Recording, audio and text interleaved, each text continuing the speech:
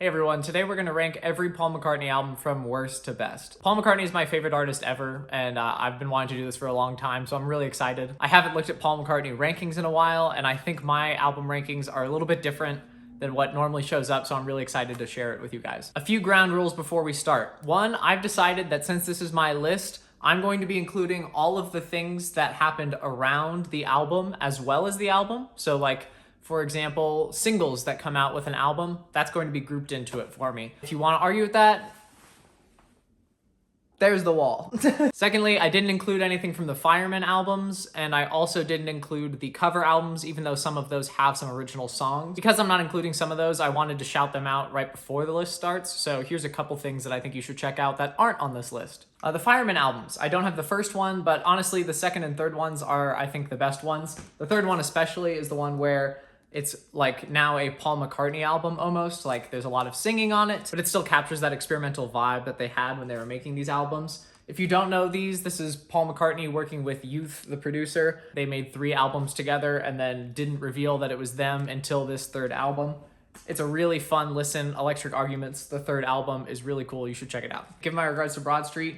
A really fun listen. Maybe not like the perfect album, but it's a really fun listen. This is one of the soundtrack albums that is mostly like old songs, but has No More Lonely Nights on it. The redoing of Ballroom Dancing has an extra verse, and Silly Love Songs is a lot more groovy, I feel like, and it's a really fun listen if you haven't checked it out. Okay, starting off our list, we have number 22, Driving Rain. Driving Rain tends to end up near the bottom of a lot of people's list for Paul McCartney, and I think that makes sense. It's definitely more of an album where I think he's trying to find where to go next. And that leads to a lot of songs that maybe don't have as strong of a base as other albums from him. It's not a bad album by any means. I really do enjoy different songs on this album, but I think the sound of it just doesn't click for me as well as some of his other albums. Some of the highlights are Rinse the Raindrops, Driving Rain, the title track, and also Heather. Rinse the Raindrops is this like 10-minute long improvisation jam that's kind of stitched together, and it's the same phrase but played in a lot of different ways. And I think it's pretty cool and experimental. It's a fun listen. But yeah, number 22, Driving Rain. I'm going to preface number 21 by saying I am a modern Paul McCartney enjoyer, and I'm going to prove that by the end of this list. But I needed to say that before I say I think number 21 for me is Memory Almost Full. Side note, look at the photo that's taped on the back of this one that I have. That is pretty cool. Memory Almost Full is a 2007 album. It is the follow-up to Chaos and Creation, one of Paul McCartney's many comeback albums over the years. And I think this album tends to get kind of overshadowed by Chaos and Creation, but it really is like an entirely different experience. This is a great album, like do not get me wrong. Ever Present Past is on here. There's an entire medley that's really good. Vintage Clothes, especially from that medley, I think is a really fun song. The song The End of the End on this album is one of the most beautiful Paul McCartney songs, and it's one of the few times that he is directly vulnerable with us. He's talking about how when he dies, like he's lived a long and fulfilling life, and like no one needs to be sad on that day. Like celebrate the life he's had, sing songs that he's written or songs that bring you joy. It's a moving song to hear from someone who is nowhere near the end of his life, but was maybe reflecting on it a little bit more at the time of making this album. Mr. Bellamy is another standout track on this album.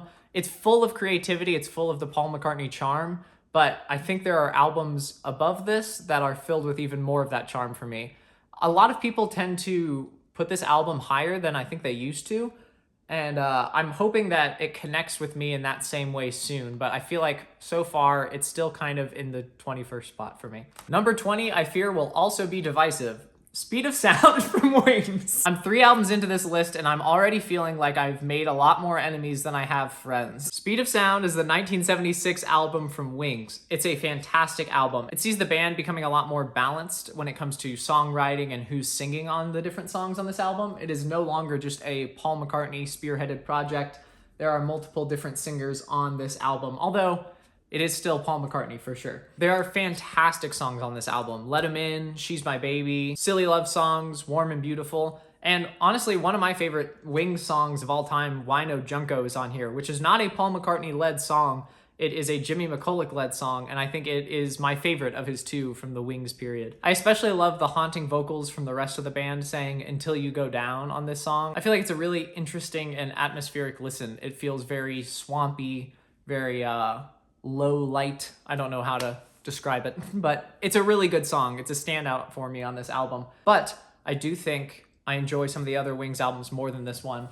And as much as I love some of the songs on here, there are other songs on here that maybe just don't connect with me as much. The Note You Never Wrote, that's a good song, but I'm probably only going to listen to it when I'm listening to this full album, which is a lot. So, good album, number 20. Next up at number 19 is another Wings album, Wildlife. This album is filled with so much charm, it's crazy. Like, it is overflowing with the energy that they had in the room when they recorded this album. I would say the one downside of this album is that it is mostly the energy they had. The songs on here aren't necessarily as strong as some of the other Paul McCartney classics, but that doesn't mean they're bad songs. They are catchy, they are energetic, they're a lot of fun to listen to, and I feel like this album is very underrated when it comes to Paul McCartney fans. I do feel like recently, though, it is getting a lot more of the recognition that it deserves. Some standout moments on this album are Bip Bop. I love Bip Bop so much. The cover of Love is Strange, when Paul goes, like money in the hand. Like he really goes into a crunch in his voice. I can't do it, obviously, but that's a really fun part of the album. The song Some People Never Know, I love that song, especially that verse where you can hear Paul singing in the background, but it's just the vocal harmonies that are up front. That's really cool. I love that song so much. The little wind spinning thing at the end is so goofy. You have Tomorrow, you have Dear Friend, and Bip Bop Link is a really fun guitar ditty that happens near the end, and I think that's pretty cool too. Wildlife, number 19. Number 18 used to be a little bit higher, but I toiled with this list for a long time, and I think it lands here. Press to Play. Press to Play is the 1986 more experimental album from Paul McCartney. It is pretty divisive in the fan base. I think it is loved more now than it used to be, but I love this album so much. There's so many standout songs on this album. Stranglehold especially is one of my favorite Paul McCartney songs. I feel like the 80s production on that just really hits for me for some reason. I love that song so much. There are also a lot of songs that came out around this time with Press to Play that aren't on the official vinyl album. There are 3 extra songs that show up on the CD version. I also have, for some reason, the Spies Like Us Party Mix plus My Carnival 12-inch single, which means I now have Spies Like Us 3 different times on one vinyl, and then My Carnival. You don't need to get this. You're good. Hey, what do you say? I think people think that Paul goes into a lot more of a commercial 80s direction when you get to kind of the later 80s Paul. And the cover of this would certainly make you believe that that's true. But I would say that this has all of the makings of a regular, zany Paul McCartney album. It has a song that's split in 2. It has a song that is half slam poetry at some points. It's got a beautiful ballad. It has catchy pop songs on it. This is a Paul McCartney album through and through. To my ear, I don't think he is sacrificing anything for a commercial sound that he didn't do earlier. Okay, coming in at number 17, and again, I feel the need to stress that all of these albums are fantastic. It's not that I don't like this album, it's that I like all the ones coming in front of it just a little bit more. Off the Ground from Paul McCartney in 1993. I only own it on CD, and even if the vinyl wasn't $200, I think I would still prefer the CD version because it just sounds like it's supposed to be played from a plastic jewel case to your CD player. That's what this is supposed to look like. It features some of the songs that Paul and Elvis Costello worked on in the late 80s, kind of coming to fruition a little bit later than Flowers in the Dirt. And it also features songs like Off the Ground, Hope for Deliverance, some Paul McCartney classics. I especially like Looking for Changes. I like Mistress and Maid. I Owe It All to You has a really catchy chorus. But there are some songs on here that I think don't connect with me as much as I want them to. Maybe go on a little bit too long and don't have as much of that Paul McCartney insanity that I'm looking for. This is, however, only talking about the base album. Luckily for us, I'm talking about all of the songs from this time period. So that includes all of the CD singles that came out at this time. And normally you're thinking, okay, a single might have a song that's not on the album, which is true of these. But a lot of these singles have multiple songs that aren't on the album. I would say an entire other album's worth of songs is buried on the CD singles of the Off the Ground sessions. We have I Can't Imagine, Keep Coming Back to Love. That is my favorite song from this period. I love that song so much, and it's buried on the Come On People CD single. I don't even think it's in the 7-inch single box set that is on streaming everywhere now. I'm pretty sure this is still just locked away over here. Surely it's on YouTube somewhere. but I have over the years been able to piece together the CD singles myself, so that's been really fun. We have the full version of Cosmically Conscious. You have Style Style, Sweet Sweet Memories. All of these songs from this period, I can't believe didn't make it onto the official Off the Ground album. You have the song Big Boys Bickering, where Paul's talking about how all of the politicians are just fucking it up for everyone. That's crazy! And it's just buried on this CD single. Do you need to pick up the house remixes of Hope of Deliverance, Deliverance and Deliverance dub mix? Yes! Of course you do. Of course you have to pick these up. When you take this entire Off the Ground time period and put it all together, you get some of Paul McCartney's best and most creative material, and it's crazy to me that so much of it is kind of hidden away from that official album. If you haven't listened to any of the songs that aren't featured on this Off the Ground official album, do yourself a favor and go check them out because you're missing out on some classic Paul McCartney. Additionally, somehow entirely separate from all of the CDs I was just holding up, there's one more song I want to highlight from this period, and that is In Liverpool, a song that Paul wrote and sings exclusively in this documentary where he walks around his old school that he went to as a kid. It's his own reflective and artful depiction of how it felt to be a kid in Liverpool, and it's really touching. You can feel that Paul's kind of looking back in a way that it doesn't feel like he is taking into consideration that we are also looking. This feels like it's just him looking back, and because of that, it feels really authentic. And it's very moving. So if you haven't seen that yet, you should go check it out. It's somewhere on YouTube, you can find it. It's one of the highlights from these sessions. Okay, number 16 on our list is New from 2013. New is what starts Paul's like legendary status that he's still in right now. Whenever he releases an album, people are going to be talking about it as a rock legend has released an album, not like, oh, Paul McCartney just put out Driving Rain. Let's all go listen to this, I guess. People are going to drop whatever they do and then give it 5 stars. And I think that's good. I love this era of Paul McCartney. This is maybe my favorite era of Paul McCartney that we are in right now. And New kicks it off, and it kicks it off strong. There are so many cool songs on this album. I mean, the opener itself is just bursting with energy. Save Us. Alligator, the second song, is one of my favorites from the last like 20 years of Paul McCartney. I just think it's such a weird song. Lastly, we're still in the era of like hidden tracks at the end of albums at this time. There's a hidden track at the end of the song Road that I think is kind of just called Scared. It is so good. Again, a direct, vulnerable song from Paul, and it's really cool. It's just him and the piano, and it's sad, it's somber, and it's him saying like, I am afraid to tell you how I feel. I'm afraid to be vulnerable. Another really fun thing about the song New that I just remembered is it ends with this little like a cappella section that almost sounds like Glee, which I guess Glee was maybe coming out at this time, so perhaps that was just in the air. But it also reminds me of the a cappella section in Daytime Nighttime Suffering, one of my favorite Paul McCartney songs from like 1979. It's really cool to hear him do it again. I feel like he doesn't repeat himself too often, so to hear a subtle nod to that sound is pretty cool. Next on our list is number 15.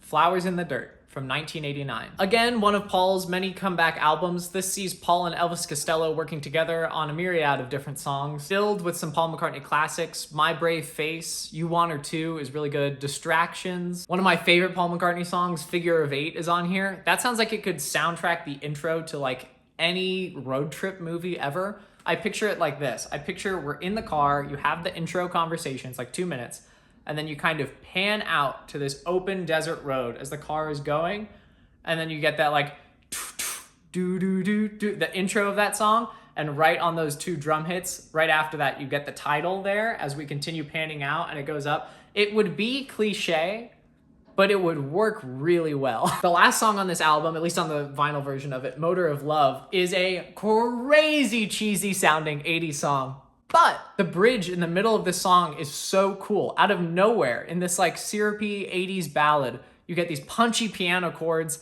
and Paul coming in with this like super catchy melodic hook. Also, the archive edition of this album, which I am going to include for this list because it's my list, there's the wall, features so many of the acoustic demos that Paul and Elvis recorded together. Those are fantastic. If those were released just on their own as an album, it would also be a really good Paul McCartney album. 20 Fine Fingers, The Lovers That Never Were, the My Brave Face demo, Playboy to a Man. All of these are just fantastic acoustic demos of these songs, and that could really just be the official version of all of these songs. Lastly, there are multiple singles that were released at this time too, and I don't have a physical copy of it or I'd show you, but the song Back on My Feet is another one of my favorites from this session.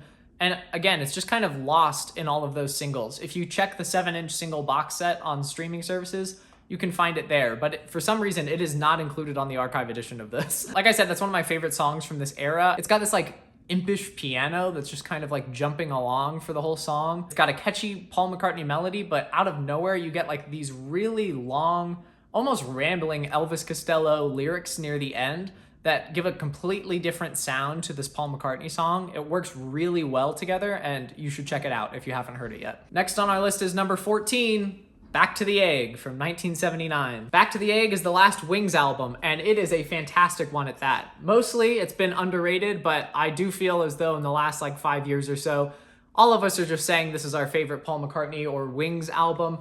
So it's in vogue right now. When the archive edition comes out, it's gonna be even more in vogue. And they're gonna put it out, mark my words. It's gonna happen, surely. Side note, I got this for $3. I basically stole this from a store. That's insane. This album's at number 14 because although so many of the songs are fantastic, I feel like the flow of listening to this album is a little rickety.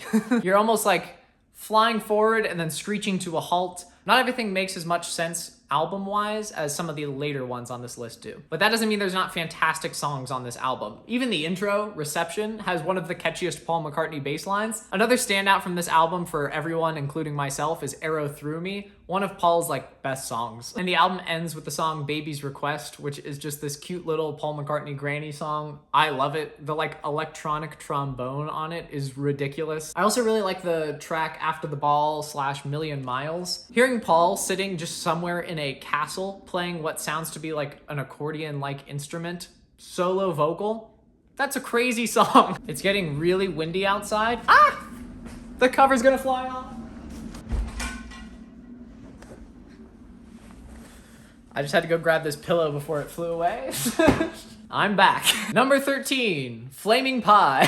This album is from 1997. Paul McCartney released it. It's pretty good. Flaming Pie is following the Beatles anthology recorded in 1994 and 1995, and you can tell. Paul was working with Jeff Lynne of ELO fame, but also the person that helped them with Free as a Bird and Real Love on the anthology series. And he really brings in a Beatlesy sound for Paul on this album.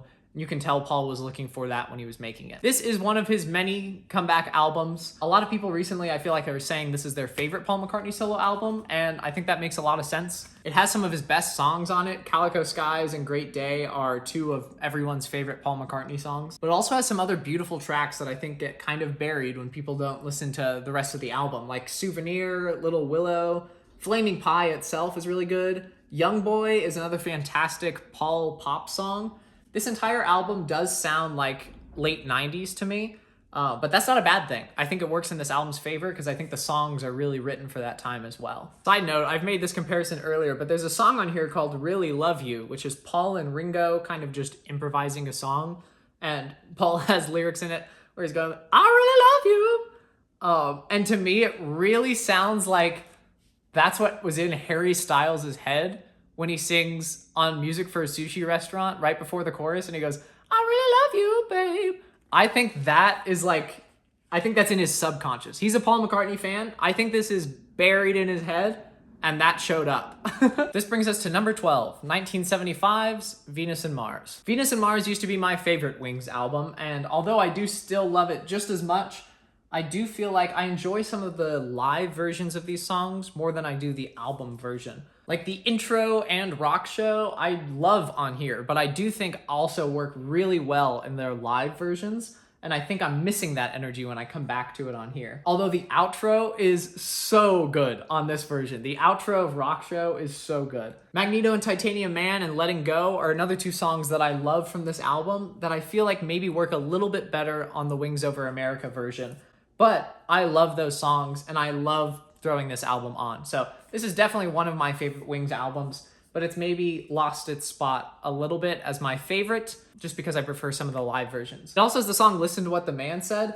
That is such a good song, and the story about the saxophone player just warming up and that being the solo, like just kind of playing along, trying to find out what notes would work. that is the solo. Like, that's so cool. It's so very Paul McCartney. Separately, since we're including all of the songs from this time, I'm also including Sally G in this, which is another one of my favorite Paul McCartney songs. Also, like, Junior's Farm is from this era, and that's a fantastic song. There are some days where this still returns to my mind as my favorite Wings album, but at the time of making this list, I think it's going to be number 12. Next up is number 11, 2005's Chaos and Creation. Chaos and Creation is, you guessed it, another comeback album for Paul McCartney. This sees Paul working with Nigel Godrich, the producer of Radiohead, and apparently they were butting heads on the sound every now and then. A lot of people say that that brings out the quality of this album and that Nigel kind of pushed Paul to work harder than maybe he has on different albums. I don't know if I agree with that, but I do agree that Nigel gives us a very distinct sound. And Paul is certainly more introspective on this album than he normally is. A lot of the songs feel more autobiographical than they do fictional. How Kind of You, Jenny Wren, At the Mercy, Friends to Go especially sounds like Paul is singing that just from the perspective of Paul McCartney, which he doesn't really tend to do.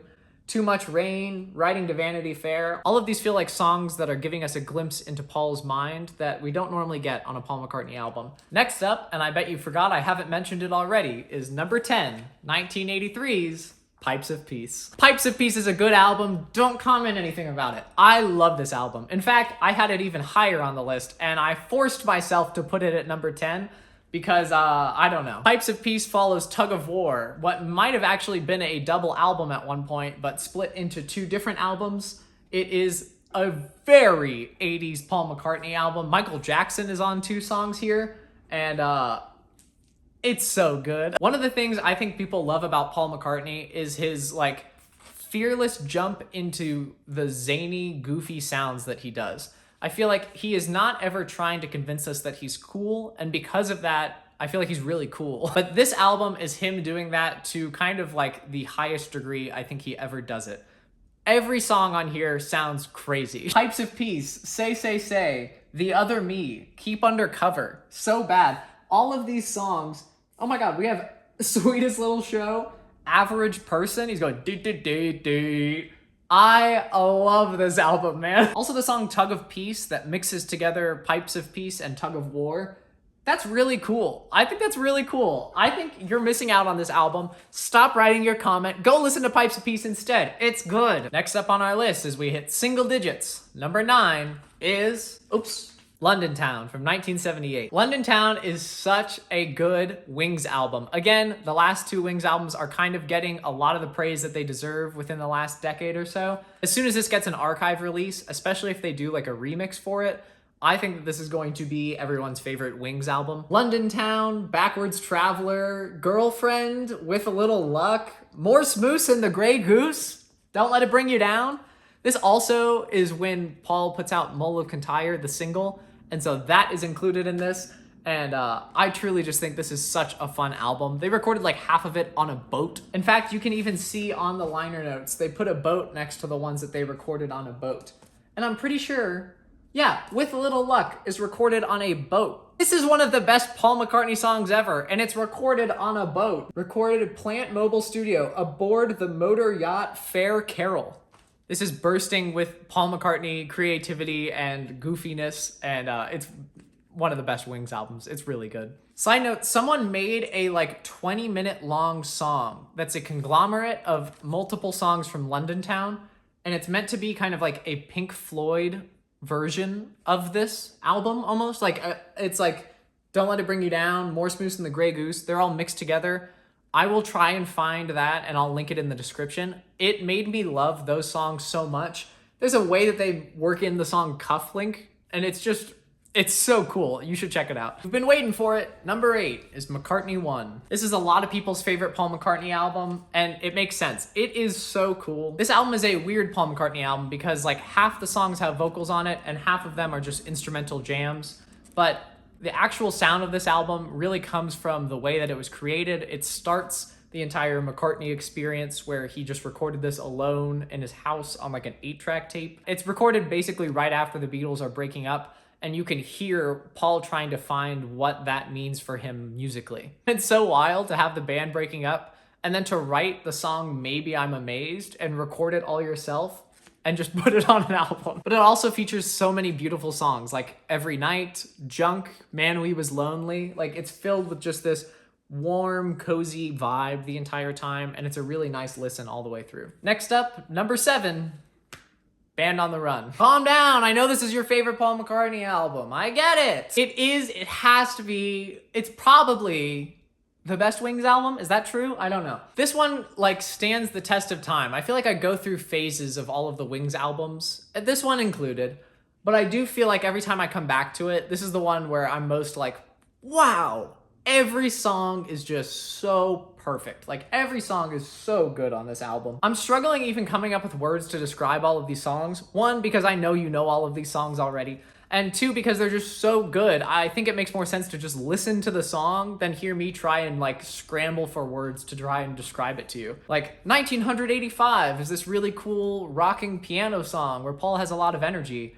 Or you could just go listen to 1985. It's so good. The only thing that's keeping this album from being higher on the list for me is sometimes I'm like, yeah, I know this album is good. Like, I don't need to hear the song Band on the Run again. I've heard it. I've heard Band on the Run.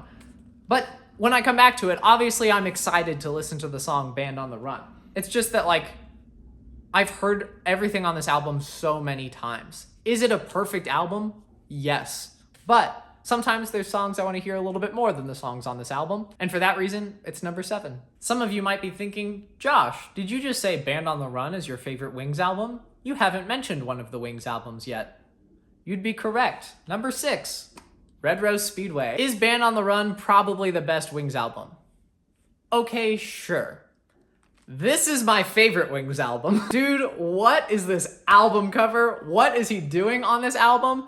It's so much fun. I have a list next to me of songs that I want to highlight for each of these albums, and the Red Rose Speedway one might as well be the entire track list. Like, because I'm including all of the bonus tracks that are from around this time, it is like, I'm not kidding, like 15 songs long. I'm not gonna mention all of those, but I will say, Big Barn Bed, that's so much fun, dude. Go listen to that song. Get on the Right Thing, Little Lamb Dragonfly, Win the Night, Single Pigeon, the medley at the end of this album. All of them are so good. And I love the sound of this album. I feel like this album itself sounds like what the inner sleeve of this looks like. Like, it's just so colorful. It's bursting with primary colors. We also have Sea Moon, Live and Let Die, I Lie Around, I Would Only Smile, Country Dreamer, all from this time period. It's just like all of these beautiful little Paul McCartney nuggets are all just grouped together in this one album. Is this a less cohesive work than Band on the Run?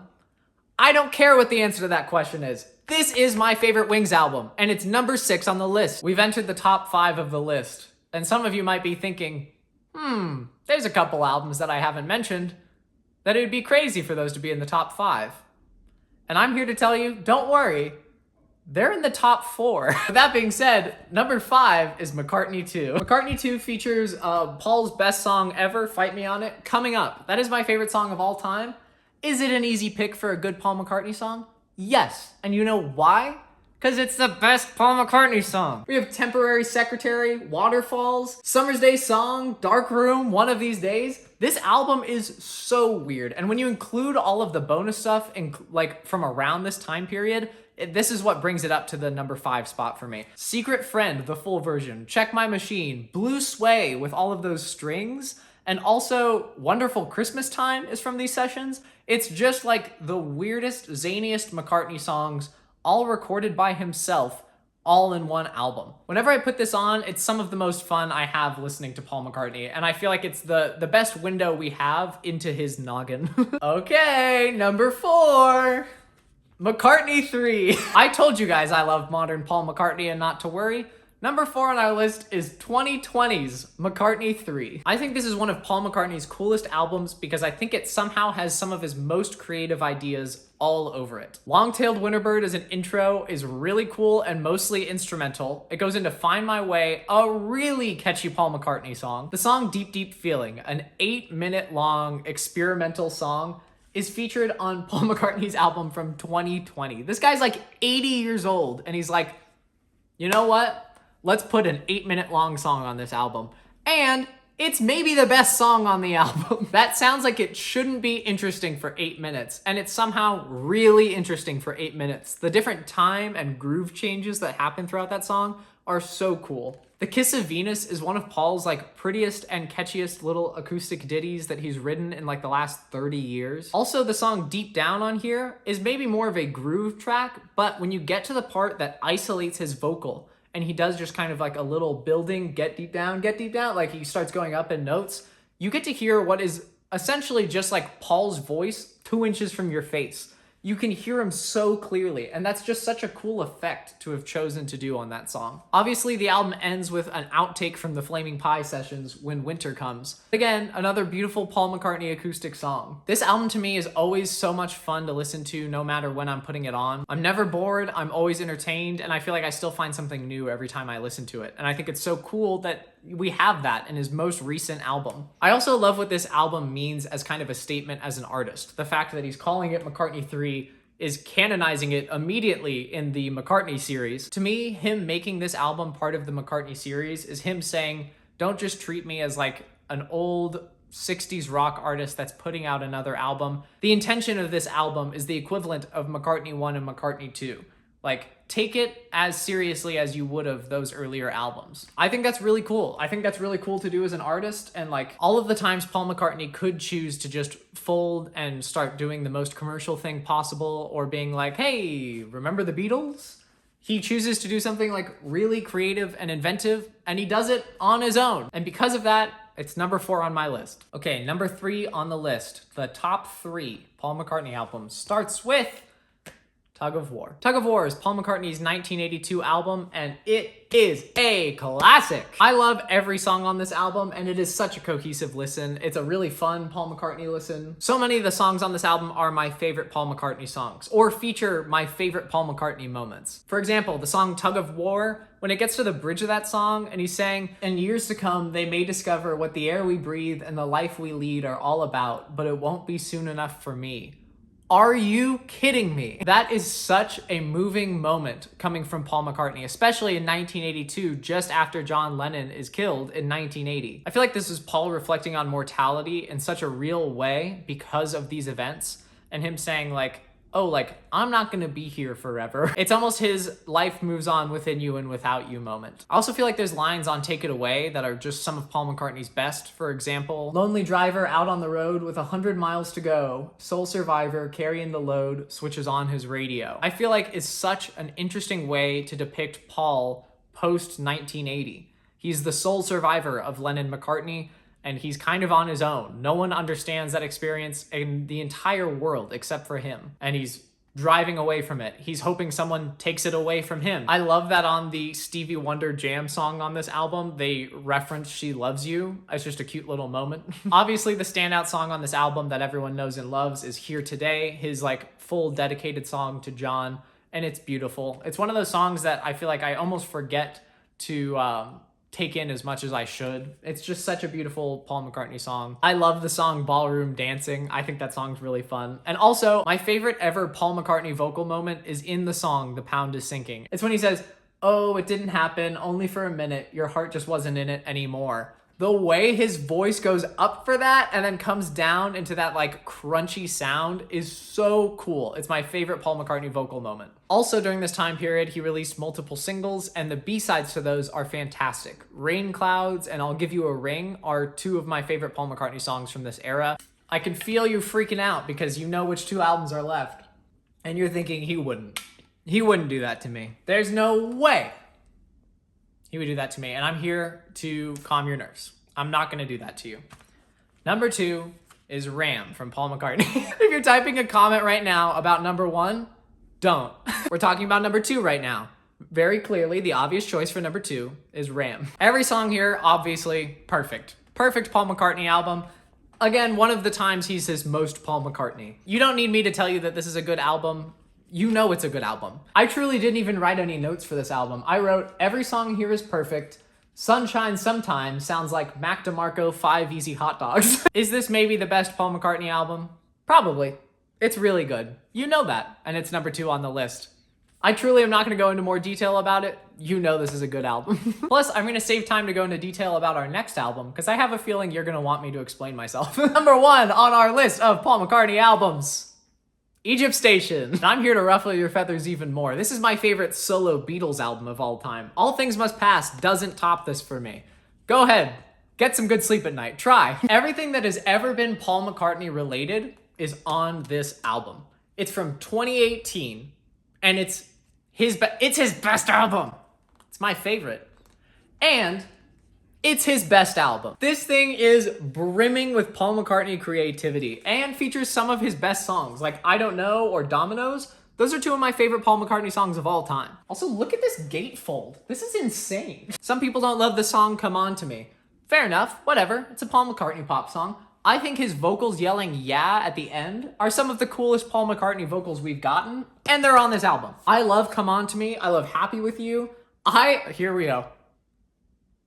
I love Pho You. I love that the second verse of that song seems to be referencing Beatles titles for like no reason. I love the idea that Paul McCartney in 2018 is wanting to go for a popular song and still has his ear to the ground for what that would sound like. Back in Brazil harkens back to like a McCartney 2 sound. I love the little outro at the end and just the weird structure of the song in general. Despite repeated warnings and the Hunt You Down Naked C-Link medleys at the end of this album are two Band on the Run type medleys. You get two of them at the end of this album. And you guessed it, I'm talking about all of the songs from this time period, which means we're including all of the songs on the deluxe version of this album, which includes Get Started. Again, a crazy cool Paul McCartney vocal. Nothing for Free.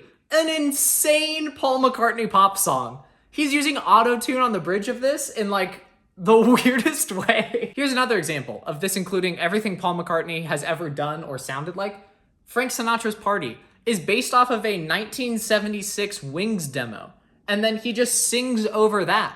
That's awesome. Why is that on this album? I also love 62nd Street and Get Enough, the other two bonus tracks. I just think this is such a creative and cool thing that is just like overflowing with songs. There are so many songs on this album. And we're not done, because then a year later, in the same vein of Egypt Station, he puts out another two songs, Home Tonight and In a Hurry, the second of which is one of my favorite from these sessions. In a Hurry is such a cool Paul McCartney song, and again, it's just randomly buried on this double A-side single. Is Egypt Station the best Paul McCartney album? Yes. There you go. There's your answer. Number one on my list, Egypt Station. Thanks for watching, everyone. Let me know if you disagree with me at all, or really let me know how much you disagree with me. I'm excited to read the comments, and thanks for watching. If you made it this far in, please consider liking and subscribing. I had a blast making this video, and I am going to have a blast reading your responses to it. I'd love to do this with more artists soon. Paul McCartney is my favorite artist of all time, like I've mentioned, and Egypt Station's his best album. So have fun. Have fun. Go now. Go. Bye-bye. See ya. Farewell. Hold on. I'm gonna do the Bob Dylan bit. For anyone tuning in after my video from last week where I talk about tricking myself into liking Bob Dylan, I'd like to give an update as to where I'm at right now in my Bob Dylan fandom. These are my last two purchases. Please send help at your nearest convenience. And by that, I mean more money so I can buy more of these.